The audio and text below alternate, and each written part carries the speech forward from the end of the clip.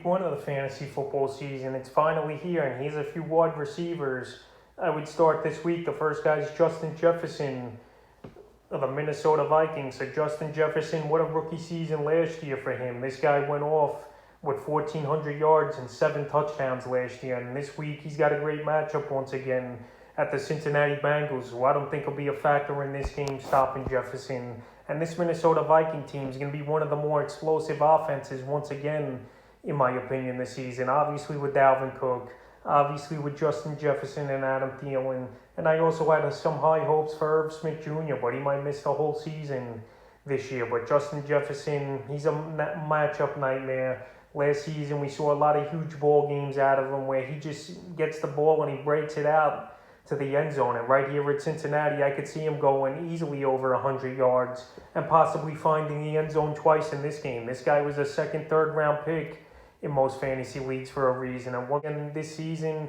I think he has a big season, and I think he's going to find the end zone at least once and probably twice in this ball game. So he's a must start this week. The second wide receiver is Chris Godwin of the Tampa Bay Bucks. So right here, Chris Godwin, it was a tough season for him last year, getting used to Tom Brady, having some injuries, and he just couldn't find consistency, but he still finished the year with 840 yards and 7 touchdowns. In week one here, he's got an amazing matchup versus the Dallas Cowboys. I pretty much like all these Tampa Bay Buccaneers this week at the skill positions. I said to start Brady. I said to start Leonard Fournette.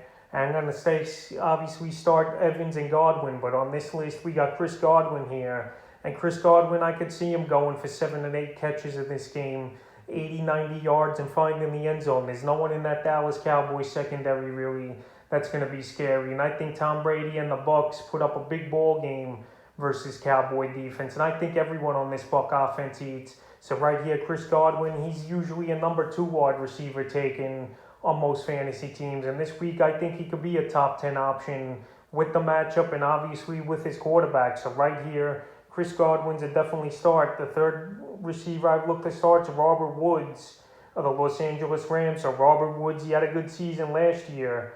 90 catches on the year with 936 yards. But now he's got a total upgrade at quarterback, especially in Matthew Stafford, who could stretch the field and start hitting some receivers on the deep ball. Jared Goff, he was more of a 10 and turn or a short route throwing quarterback with the occasional stretching of the defense. But Robert Woods and Matthew Stafford, I could see a good rapport and 2 good players getting on the same page here for this Los Angeles Ram team. And Robert Woods, it wouldn't surprise me to see him get double-digit catches versus the Bears. I know Matthew Stafford's very similar with the Bears, obviously. He's played them twice a year for 10-plus seasons. And right here, Robert Woods, I think he's going to deploy the secondary, and he's going to be a total great number 2 option, especially in PPR leagues this week. Wide receiver, too, in your fantasy leagues. And right here, Robert Woods, he's a must-start wide receiver as well, in my opinion. The next wide receiver I look to start this week's Brandon Eyuk of the San Francisco 49ers. So the 49ers, a great matchup this week, no doubt about it,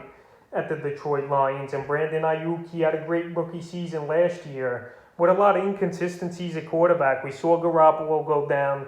We saw Beathard in there a lot. And last season, he still finished the year with 750 receiving yards and 5 touchdowns with Eyuk. And this week at Detroit, there's no one in that secondary that's going to stop this guy, in my opinion. I know he's banged up a little, is Eyuk, with a hamstring injury, but he did return to practice on Monday, and I think he's going to be fine and ready to go. And right now, if you play in 2 or 3 wide receiver leagues, whatever it is, this guy's a perfect flex option this week, perfect wide receiver 2 or 3, whatever, and he's going to go out there and put up numbers in this game. I could see 7 catches for 90 yards and possibly finding the end zone. And even if it's 90 yards and 7 catches, that's a 15-point day for Eyuk. So right here, I don't see Detroit putting up much of a battle. And I see San Francisco winning this game and everyone having a pretty good game on that offense in Eyuk, Raheem Mostert, Deebo Samuel, and George Kittle. And the 5th and final wide receiver,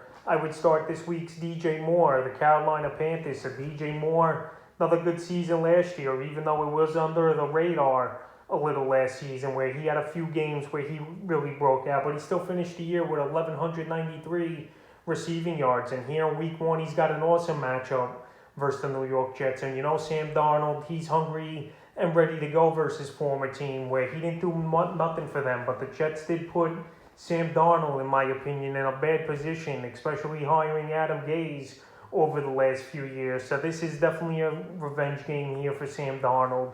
And DJ Moore, he could have a field day versus the Jets secondary. And I think DJ Moore goes for a big game in this one, where he's going to get 100 total yards and a touchdown in this ball game with 5 or 6 catches, in my opinion. So DJ Moore, he's going to be a number 2 wide receiver on most fantasy rosters, and I think he has a good game in this one, and he's a wide receiver to start, so that's a few wide receivers I would start here in week 1 of the fantasy football season.